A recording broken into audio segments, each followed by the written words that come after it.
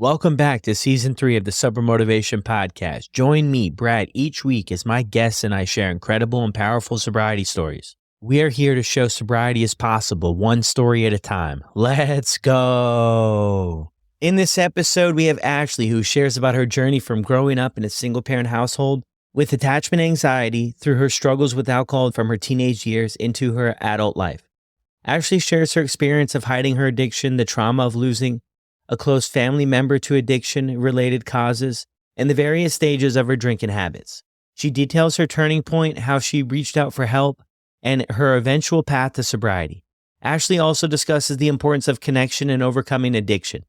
And this is Ashley's story on the Sober Motivation Podcast. How's it going, everyone? Welcome back to another episode. Brad here. I wanted to do a quick little rant and ramble before we jumped right into this episode. An incredible story to come for sure. I recorded this with Ashley on my birthday, so that has passed already. It is not still when this episode gets released, my birthday. But I wanted to mention something because I, over the years, have obviously had countless people reach out. And the most common question ever asked is, how do I get sober? Like, how do I do what you're doing? How do I do what these other people are doing? And I think it's a great question, but it just scrapes the surface. Because what happens oftentimes is you'll mention a few ideas to people, and then they say, well, I've already done that. It doesn't work. I can't do that because of this. And it's just rhyme and reasons why they can't do maybe what's working for other people. So I think the question that we need to be asking ourselves if we're in that spot is, what am I willing to do to get or stay sober? Because you can get a ton of suggestions, a ton of ideas. A bunch of people do different things. Of course, there's many roads to recovery, many roads to a sober life. But what does it really matter if you're not willing to drive down them? You can have an entire list of things that can be done. But without the willingness to take the first step, it doesn't really matter about what's on the list. So just something out there for if you're in a spot where you find yourself starting over, you're having relapses, whatever it is, ask yourself that question. What am I willing to do? And it's often suggested that we need to change people, places, and things to keep it short and sweet. So are you willing to change some of the relationships you have in your life, the places that you hang out, and what you do? And are you willing to plug into some support? Maybe outpatient program, rehab, detox? A lot of different things can be done, but I think it ultimately comes down to that on an individual level about what are we willing to do about our current situation? Because for most people, it only gets worse with time. It doesn't get better. Thank you guys as always for tuning in, and I hope you enjoyed this episode as much as I did. Welcome back to another episode of the Sober Motivation Podcast. Today we've got Ashley with us. Ashley, how are you? Hey, I'm doing really good, Brad. Thanks for having me. Of course. Thank you so much for joining us. So what was it like for you growing up? Oh, I've done a lot of thinking about that over the years. And for me, I grew up in a single parent family. My parents divorced when I was about 6 years old. My mom worked full time as a nurse, so she worked incredibly hard to provide there were 3 kids. And for me, looking back, I had a lot of attachment anxiety with my mom. I just wanted to be around her and she had to work. So I always say that I was brought up in before school programs, full day of school, after school programs, not really being able to spend a lot of time with my mom and not really having a big relationship with my dad. And growing up, there was a part of me that once I got over the separation anxiety, I learned that the way that I could cope with things is to keep things in and hold things in. And even though I would feel things, to not necessarily share them. So that was something I learned at a young age. And that actually led me to start drinking at age 16 or so. And I was really good at hiding it. One of my so-called superpowers became this privacy that I could have it all together on the outside. In high school, I was a great student. I was active in student council. I was athletic. But I was struggling with alcohol even back in my teens. And I got really good at lying. I got really good at sneaking around. I got really good at doing things that I would regret. And that really carried on through my college years. But growing up, I would say I was a very anxious child. and didn't feel like I had a comfortable space to share my feelings, even though I believe I have a parent that did the absolute best she could. So I channeled that into finding different ways to find relief and solace and connection. And that really led me to alcohol at a young age. Wow. Thank you for sharing that with us. Hey, I can relate on that sense. I have a twin brother.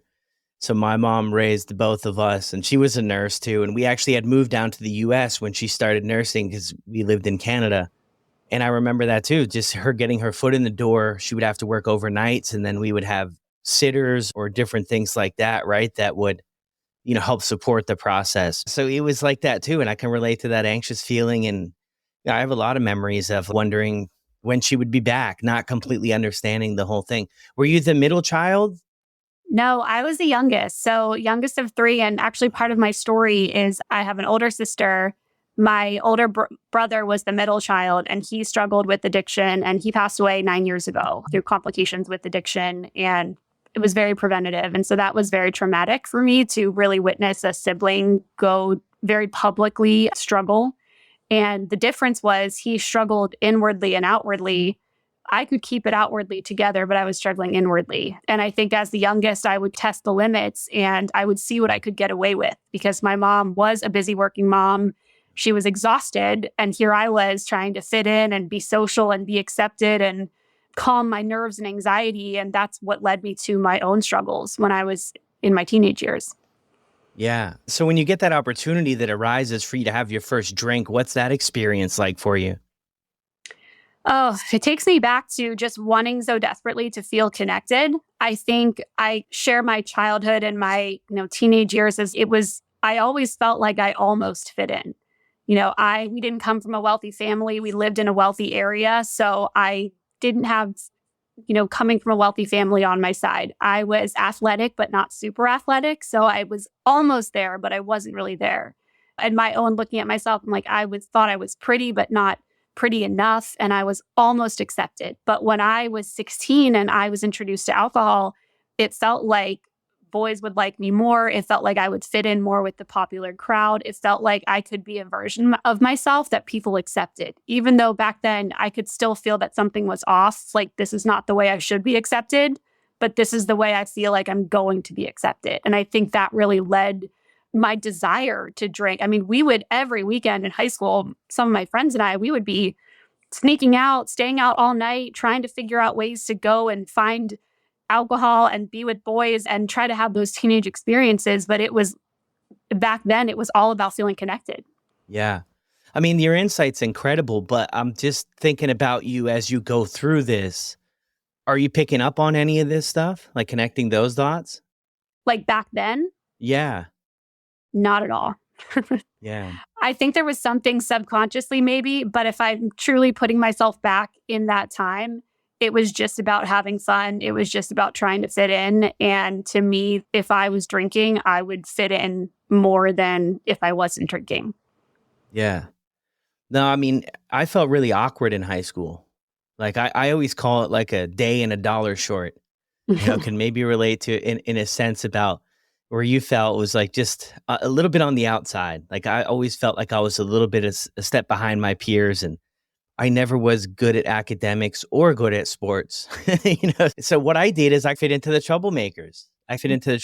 And I look back at it now that I was really willing to sacrifice my own beliefs and values that I was raised with to try to fit in. And then the more and more I did that, it was like I got further and further away, so that when the door opened up for drugs, alcohol, whatever it was, I was like, we only live once, we may as well try it out. And then not knowing at the time that I already had that maybe backstory in a sense of trying to find my place, I was really setting myself up for, like seriously struggling with substances that helped me feel like I belonged and I was a part of something. Because yeah, when you're in high school, or for me anyway, I couldn't see past Friday night. I just wanted people to like me. And I was willing to, when I look back, like I was willing to do a lot of stuff that just, wasn't good to try to be part of the crowd.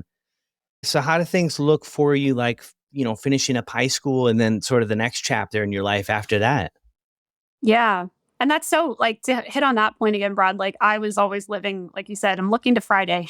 Like back then it was just about what's happening. How can I, put myself in a situation where I'm feeling accepted? I'm feeling like people like me. So as I moved on, from high school into college, I went the typical college route. I uh, decided to get into the college atmosphere of heavy drinking to the point where my patterns with alcohol was always my drug of choice. I had tried pot, smoked cigarettes, tried those things, but really my thing was alcohol. I was so drawn to it. And in college, I would actually, not drink during the week, but every Friday, every Saturday, I was to the point of blacking out every weekend. Again, it was such this like dichotomy because I could somehow compartmentalize and be like really high functioning. I had good grades in college. I never missed a class. I got into group exercise and started to become an instructor. I loved fitness. But there was this side of me that would just throw everything caution to the wind Friday and Saturday, which, at 19, I was so drunk in public that I was arrested for underage possession and spent the night in jail and didn't learn from that experience, even though I had to go through a lot with the legal system to get through that. And it wasn't even really like a setback for me because I could explain it away. And it was just as simple as I'm just in college and this is what I do. But I had a big issue with already feeling like I needed to drink. When I was 20 years old, I transferred from my out of state school to finish up in state and lived back at home with my mom. And I would say that was probably the time in my life where I probably drank the least because my friends were still away at school. I was finishing up at home. I was very focused on school at that point. But when I was 21, I was in a situation where I drove when I shouldn't and I got arrested for a DUI. And once again, you think that would be an alarm bell of, hey, maybe you should take a look at this. But I explained it away that I was the one that wasn't supposed to be driving that night. My friend couldn't drive. I drove her car and this is what happened. And that actually took me a long time, years, for me to look back and say, even though that's how the night started out, like I should never have driven. And it was my decision. It was not anyone else's fault but my own. So by the time I'm 21, I've had an underage possession of alcohol. I've had a DUI. Thank God I didn't hurt anyone and, was able to get through those things, but it still was not any sort of wake up call. So I graduated school and, I'm 22 years old and I'm in my first job. And so now I'm in my young adult years. I'm just wondering there too, because, it sounds like from growing up, you and your mom were close in a sense, right? I'm wondering if there was any conversations about from anybody maybe that you looked up to or anybody in your life after you had, especially the drinking and then the DUI, did anybody mention anything to you about the behavior? Like maybe you should take a look at your relationship with alcohol. Yeah. And you know what's interesting? Absolutely no one. I think probably my mom was more in denial about like this, that I had an issue because I did have it so together in other aspects of my life. And I think if someone had really said, hey, like maybe this is a thing, maybe you need to take a look at this, who knows? It might not have taken me another 13 years to really look at my relationship with alcohol. But I think it just shows I was a chameleon. Like I could show you sides of me that I wanted you to see, and I could hide sides of me that I didn't want you to see. And so when something like a DUI happened, it was only because I was trying to help out a friend who I wasn't meant to be driving. And so all I remember my mom saying was, oh, you should never have been put in that position. But again, rightfully so, I only showed her sides of myself that as a young adult, I wanted her to see. And I think looking back, I'm like, now that I know how many other people struggle with this, I kept my issue so private.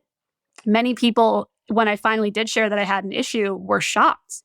They didn't know my struggles. And I think that started back in my young adult years when I could really compartmentalize my life. Yeah, interesting. And you hear that story a lot too, right? Especially consequences that may come about in college, right? Because it's the college experience, not that everybody's going to end up getting a DUI, but there's a lot of risky behaviors and a lot of things like that. So it's kind of like, yeah, they're just young, they're just learning. But for sure, I mean, I think for anybody listening, I think we've progressed from there.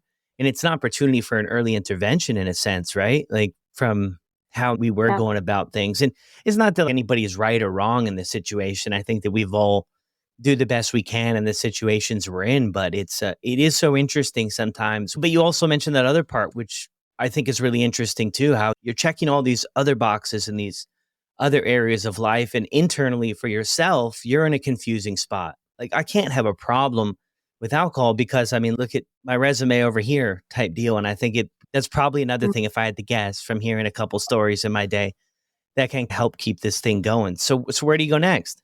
Yeah, I guess that brings me to young adulthood and graduated college, got my first job in marketing, moved out of my mom's house into an apartment in our city where I'm from with a good friend of mine. And pretty similar to college, I started repeating that pattern of working hard during the week, keeping my head down, doing the work every Friday, every Saturday. We were in walking distance to tons of bars, just very dangerous behavior. This is the time in my life where I had a lot of shame and guilt and regret of things that I would choose to do while I was drinking, things not respecting my body, not respecting my morals, doing and saying just silly, ridiculous things, putting myself in dangerous situations like walking home alone many times, completely by myself in a big city, knowing that there was someone looking out for me because I was in such potentially dangerous situations. And fortunately, I could still function and made it home safely. But that was young adulthood to the point where it was the same pattern over and over again. And then when I was 24 years old, I've only ever lived in my hometown except for when I was away at college. And I met a guy and he was living 1,100 miles away. And we built a long distance relationship. And I actually moved from Pennsylvania to Alabama when I was 24 to go be with him. And spoiler alert, it worked out. He's my husband. So that was a great, exciting adventure. But then I had to sort of relearn. I had these seasons of life, right? And I left the corporate world and I moved to this tiny beach town on the coast of Alabama, and I had to reinvent myself. And so then I tried my hand at having a corporate job again, and I quit after 2 weeks. I didn't want to do that. So I was a server. I was a bartender. I was working at a yoga studio. So for my young adult years, like after my corporate job sort of ended and I moved, now I'm in this environment with alcohol. Now I'm like fully surrounded by it. I worked at a golf course bar and grill. So you have people drinking all day, all night. I remember and getting into, again, some dangerous behavior. I would get into this habit at my job at the golf course where towards the end of the evening, I would start to pour wine into a styrofoam cup and I would sip on the wine like it was water, because I learned if I had a Pinot Grigio to drink, it would look like a Sprite or water. So I was very sneaky. And that sneaky side of me was, hey, it's 5:30. We're about to wrap up. I'm going to start sneaking wine into my cup. And I'm embarrassed again to this day to admit that there were so many times I shouldn't have driven home from my job. And again, that sneaky side of me was not caught essentially stealing alcohol from the company, the golf course that I worked for. But not only that, putting myself at risk every night that I was leaving. So this became an issue. My husband actually doesn't really drink. He never really did. And even back then, he was concerned. There were a couple occasions that I would come home visibly intoxicated, and he would be very concerned because I had driven. But again, I never had someone really sit down and say, hey, maybe this is something that you should take a look at. I also haven't mentioned yet that my family is very much into alcohol. My sister and brother-in-law own a brewery, and, they have always drank responsibly in front of me. I never saw this bad example of drinking too much. They always kept it very professional and casual. But in my family, alcohol was sort of this, way of life at social gatherings. So when I would go home for Thanksgiving or Christmas, there was always drinking. And I think it's unique that I didn't come from a family where people tended to get out of hand. It was all very controlled. So I have this example of a lot of people drinking, but people have their lives together. And that was reflective of me. I'm like, oh, I have my life together, but there's this side of me that I don't like to show people. And that really summed up my mid-20s to my later 20s. But we ended up getting married when I was 26 years old. And then when I was 27 years old was when my brother passed away unexpectedly. He had a lot of health issues and he was a drinker and he was a drug user and his heart gave out at 29 years old. And that was really traumatic for me to just have him one day not be there and to get the call from my mom. He was living at home at the time. We knew he was in poor health, but you never expect your 29-year-old brother to just not wake up. And that's what happened. And then 9 months after that, my dad, who I was estranged with for most of my life, passed away from lung cancer, who also had smoked for 40 years. And so when I took a look at that, later on down the road, like in 1 year, I lost both male members of my immediate family due to addiction. And I was headed down a similar path. I could just mask it. To me, I could mask it better because I was this high functioning person. And I wasn't ready to look at that when that happened. My drinking significantly increased after that. Yeah. And did you like plug into any support or anything when you had these things happen in your life at that time? I got myself into therapy, really more for grief counseling, but still, so like looking back, I never got into any kind of support for me potentially having an addiction issue. It was always about how do I process this loss? And I'm still grateful I did therapy, but I never had support when it came to looking at my own patterns. So you have all that stuff happen and then you recognize you're starting to drink more? Yeah, it definitely Yeah. picked up after that happened in 2015. Yeah. And it's interesting too, right? Because you have some of those strange people in the family, with the air quotes there. They're able to they keep it under control in a sense. We're trying to make sense of this. I remember early on in my journey, I'm watching these people and they're leaving stuff in the glass. And I'm just like, this is just really strange. I'm trying to make sense of it all between my ears about when I would have my first drink, what would happen is that the wheels would start turning between my ears about more and more and trying to get to this euphoric state that I once felt when I first started drinking. I felt the rocks come off my back. I felt really light. I felt like things made sense and I belonged somewhere. And then what I realized looking back as my drinking career, I always was trying to get back to that place, but never to arrive, never to get to that place where it once made sense, but always chasing in hopes to get back there. And I always found it was strange for me with people who were not doing that. It was just really hard concept to understand. So you have sort of that part of life too, which, probably makes it even more challenging going through it with, I think, just increasing the confusion about what is going on here. Like some of the questions you hear people talk about is, what's wrong with me? Am I broken? Can I get back to what was? Can I moderate? I mean, did you have any of those type of things going on for you? And did you know any sober people throughout all this in your life, people that didn't drink? Well, it's such a good question. I would say probably about 6 years ago, I started to ask those questions to myself. I started to think, do I have an issue with alcohol? Everyone I knew in my life at that time drank on some level. Whether it was my husband who truly could take or leave a drink. He never got into it. He has been drunk probably twice in his life and absolutely hated it. To my mom, growing up, I don't even remember there being alcohol in our house growing up, but yet any social event or social gathering, she's enjoying a beer and she's perfectly responsible with it. To my friends, who all of my friends drank at that time, I'm talking late 20s, early 30s, everyone did it. So when everyone's doing it, you think that it's normal. But I also remember confiding in my friend one time saying, I think I might be an alcoholic. Like, I feel like I need alcohol. And, I'd mentioned it to her a couple of times and she would always say the same thing. And she would say, you're not waking up and drinking vodka from a bottle, like you're fine. So we have these like misconceptions of, is an alcoholic the person stumbling on the street with a brown paper bag? Or could the alcoholic or someone who struggles with alcohol, however you would like to label it, could it be the high functioning person with a job and a family and pays their bills and takes care of themselves? And, I was running a health and fitness company for the last 10 years where people saw me take care of myself. And yet I was poisoning myself every single night. So yeah, and I think something that happened around about 5 years ago is I started seeking out sober people very privately, but I would find myself being drawn to people, whether it's fellow business owners or people on Instagram who were sober. And I wouldn't tell anyone, but I would start to look at their stuff. And I would start to think there are people that are around my age that have similar, personality traits, and they've decided to be sober. And that's really intriguing to me. But at that time, 5, 6 years ago, I didn't know anyone who was sober. And so it was easier for me just to keep going along with what everyone was doing. And then waking up after a Friday night with friends thinking like, what did I say?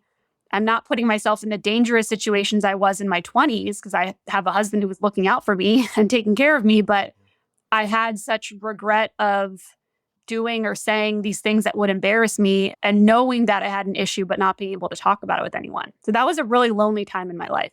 Yeah, interesting there too. Even you mentioned that was like 6 years ago that you started to have those thoughts. And I think that's common for a lot of people, right? A lot of people will share.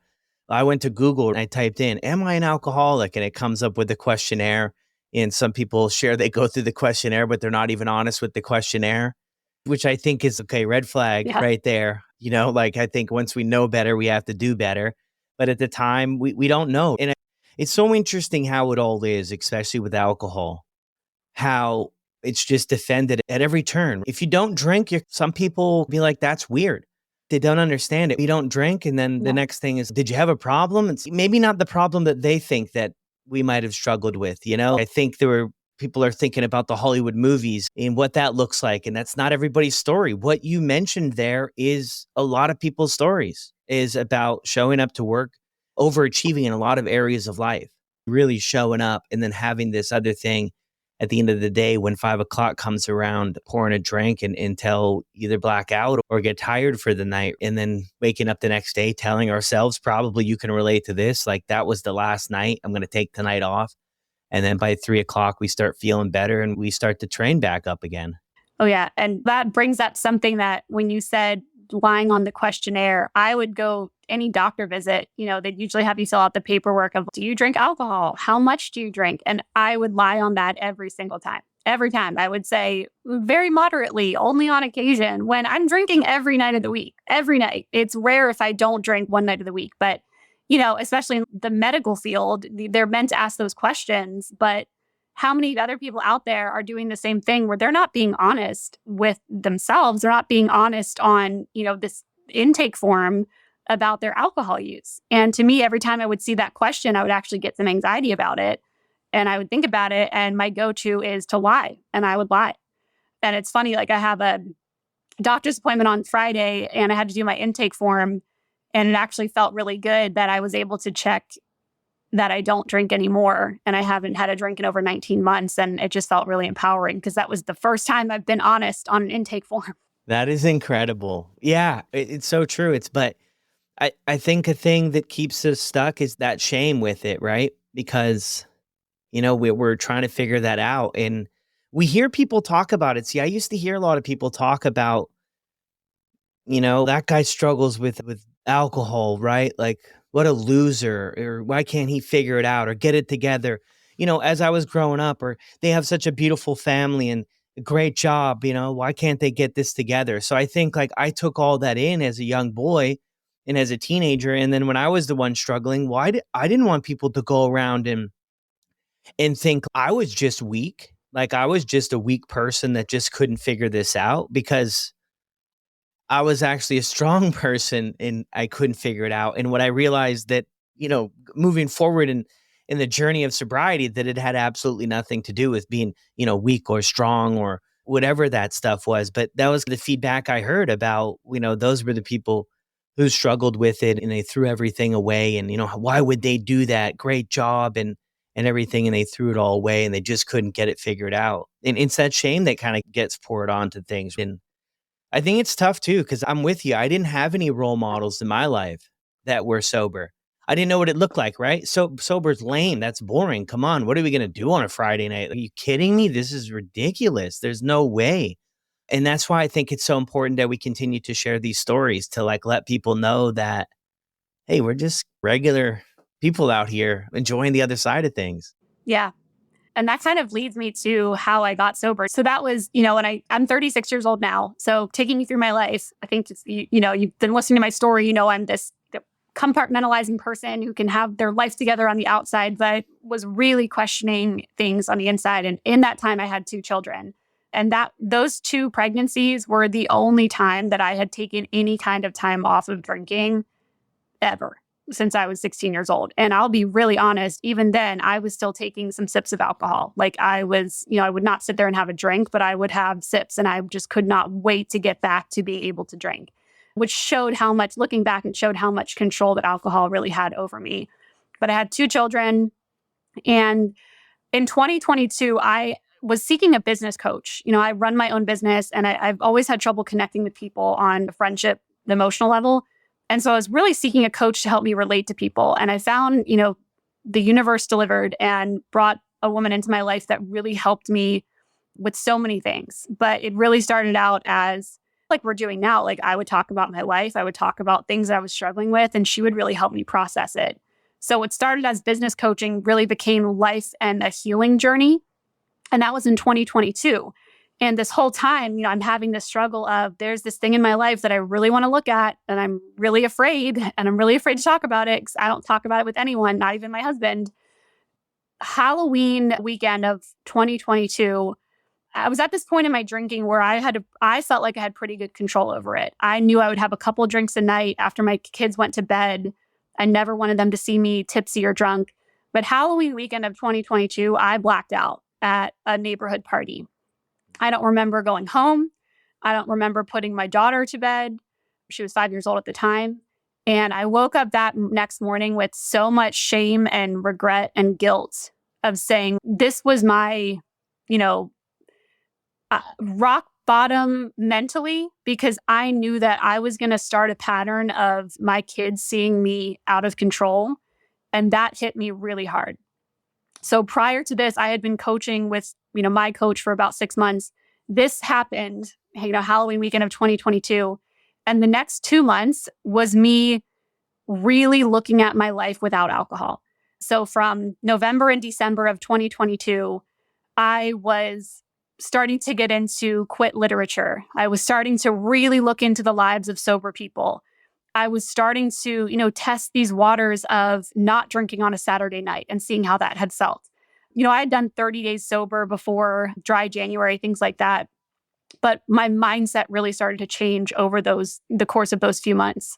The first week of January 2023, my family came down. We live in South Carolina. They came down from Pennsylvania for a week, a late Christmas celebration. And we were drinking every night. Nothing was out of control. No one was drunk, but we were drinking every night. And I could start to feel my stomach ache. I started to feel these pains in my body. I didn't know what they were. It could have been anxiety, but I was feeling something really deep in my gut that just told me, like, you have to stop. And they left on January 7th, 2023 to go back home. And January 8th, like I told you in the beginning, was the day that I sat down on the couch after our 2 kids were in bed. I was wearing a green sweatshirt and I simply had this peace come over me. I'm not a very emotional to this day. I don't cry that often. And tears were running down my face. And I looked at my husband and I said, I want to stop drinking for good. I need your help. Because the moment I said those words out loud was admitting, hey, I'm ready for a change and I need you to help me. I'm not good at asking for help. And so with the help of my coach, being able to heal some trauma and let go of some things, I became a version of me that didn't align with the pattern of drinking anymore. And I really think that's the way that I became sober so quickly and so happily, because I became a version of myself that didn't want this in my life anymore. And so on January 8th, 2023, we got all of our alcohol out of the house. I started the 75 Hard Fitness Challenge to be able to have a public reason not to drink as I was experimenting, this new lifestyle. And I have been sober ever since. But that's how I ended up walking away from alcohol for good. Yeah. Wow. Great job. Great job on that. And thanks for sharing it too. And it was interesting now, what I just heard you share there about how you mentioned something about how it happened so quickly for you. But I'm just going back in the story of about 6 years before that, where kind of your energy was moving to exploring what role it played in your life, what life could maybe look like without it, all that stuff. And a lot of people share that, a lot of people share that. It at the end, it seems like this sudden thing, because I never knew my last drink was my last drink. I never planned for it. I woke up one morning And I was like, enough is enough. I had sort of the feelings like you did. If I wanted to get to the next level, if I wanted to do anything with my life, if I wanted to, stay alive, then this would have to be part of my journey. And I was like, I'm just going to try one more time, and then it adds up. But I think that's so incredible. And I think it's such a powerful thing. And I think a lot of people in their own one way or another, they go through that. Like you're heading somewhere different and you get this gut feeling that I am not going to be able to get to where I want to in life, or be the mom I want to be in life, or the father I want to be in life, or the son or the daughter or whatever it is, that we're not going to be able to get there. And it starts to really weigh on us that we have to make a choice here. And then you jump on the 75 hard. I mean, my goodness, you're getting right into it. What does the first couple days look like for you though? Yeah. And to be clear, like fair, I did 75 hard, probably not the way I probably sailed it like 100 times throughout the 75 days. I wasn't like being super strict with my diet, but I chose that fitness challenge because it was a public reason to say no to drinking. That challenge is very publicly like, you do not drink for 75 days. So I'm like, I'll just start this challenge. And while I'm working through all of this, I'm going to have this reason not to drink. But the first couple days looked like immediately downloading the book, This Naked Mind. And I had Googled that book before I had stopped drinking. And once I read the description, I was like, I can't read this right now. I can't read this. I'm not ready for this. But that book just really just came into my world the day after. And I started listening to it, and I listened to it on repeat. And part of 75 Hard is doing a workout outside. So I would be on a walk, a 45-minute walk every day, listening to these words of this book and really absorbing it. And so I like to say my coach helped me do the healing work to get to a point where I didn't align with alcohol anymore. But reading and getting into these literatures really helped me reframe my beliefs, or I should say, and really helped me reframe my beliefs about alcohol. I'm a millennial, so we grew up in a time where alcohol was glamorized. I think Gen Z is really waking up a little more to the fact that this isn't the best thing to do to our bodies. But I had to relearn beliefs that started when I was 16 years old. So the first couple of days looked like a lot of working out, a lot of getting out in nature, even though it was January and really cold, and listening to things that started to integrate my new beliefs about this sober life that I was embarking on. Yeah, I love that. That's great. And I mean, Annie Grace's This Naked Mind is probably, the most popular book out there about looking at things for what they are. I'm interested too, backing up a little bit. I missed this because I always love asking this about when you talk to your husband, because you've been, if I'm getting the story right here, not that you're living two different lives, but you have sort of this thing that you're struggling with alcohol, that you're struggling to ask for help with for so long. And then you come out of maybe the blue and you're emotional and you're asking, hey, I need your help with this. I mean, how does he respond to that? Yeah, it's such a good question. I think that I know that I'm very grateful and very blessed to have such a supportive partner, because he immediately said, what do you need? What do you need? We'll do it. He, like I said, too, I've since have talked to so many people whose partners, drink or maybe even drink more than they do. And I know that doesn't always go this way. But for me, it was immediate support. And I felt so safe with him. I didn't feel like there was shame around me saying these words out loud. It was immediately like, I support that. What do you need from me? And he stopped drinking that same day too. And it was, really beautiful thing that this was never a thing for him. And I was almost jealous in a way. I'm like, why isn't this a thing for you? Like, how can you, you mentioned, people leaving drinks half full or half empty. I'm like, how can you do that? I could never do that. If I'm committed in my life, and that included my drinking. But it was just funny because I admired his relationship, take it or leave it, with alcohol, but him showing me that immediate support was huge. And, I talk to so many people now, and if they don't have that support in a partner, I encourage them to find it in someone, because having that, like someone have my back so immediately, I think was really huge as I was starting this whole new way of living. Yeah.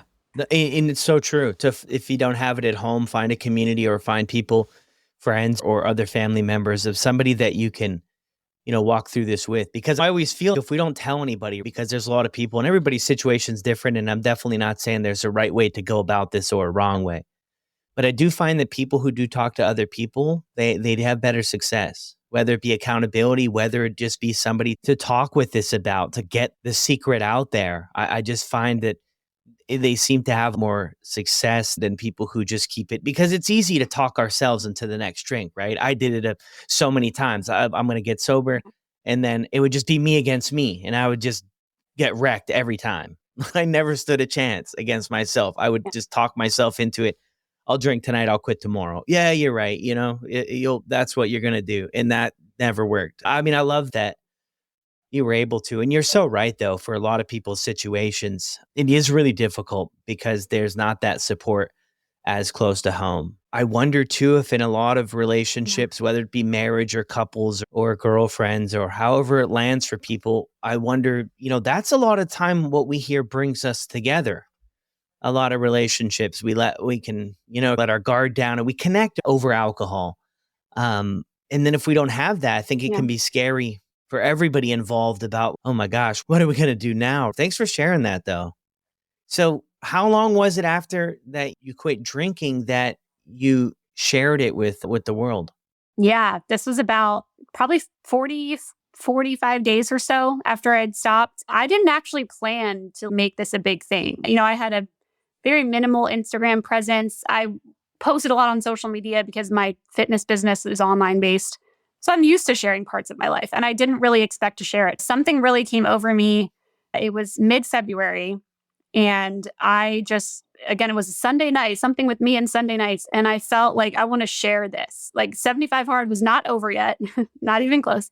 And I wanted to share the real reason that I was doing this fitness challenge. And I shared it, ripping the Band-Aid. Like that was probably the most vulnerable that I've ever been. And, the reaction was pretty mind-blowing of not only people supporting me, but I couldn't tell you how many messages I started getting behind the scenes of people being like, thank you for sharing. I'm struggling with something similar, or my partner is struggling with something similar. I was like overwhelmed. I didn't know what to do. I wasn't like any counselor or anything. And I was just someone that had shared my journey.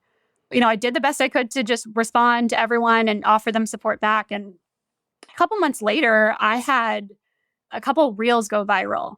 And, my following grew like crazy in the matter of 2 weeks. And to say that, the messages started pouring in was an understatement.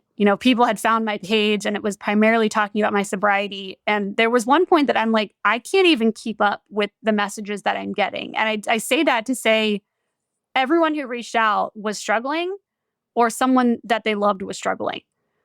And to me, I'm like, I have to do something. Like, I don't know what I'm doing, but I have to do something. And so almost a year ago, in October of last year, I opened up an alcohol-free community on Facebook just for a place, for community. I know you've built communities too, and you know the power of it.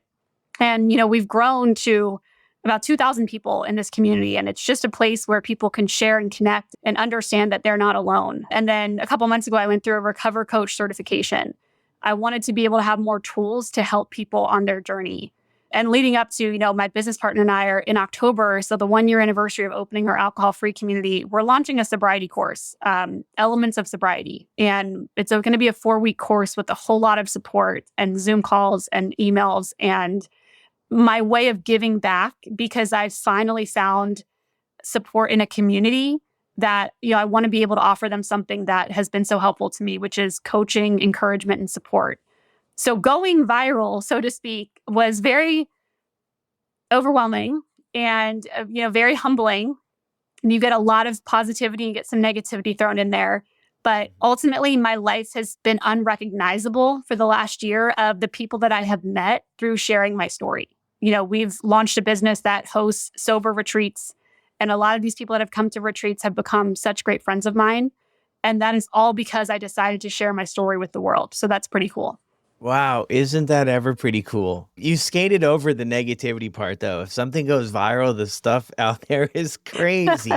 But it comes with the territory. Yeah. Yeah, I can't help but think, I don't think any of us desire to go through the pain, right? None of us set out on this journey of our first drink to, go through the difficult time that it is, right? So alone and everything else. But part of me is like leans towards, what if it was all for something?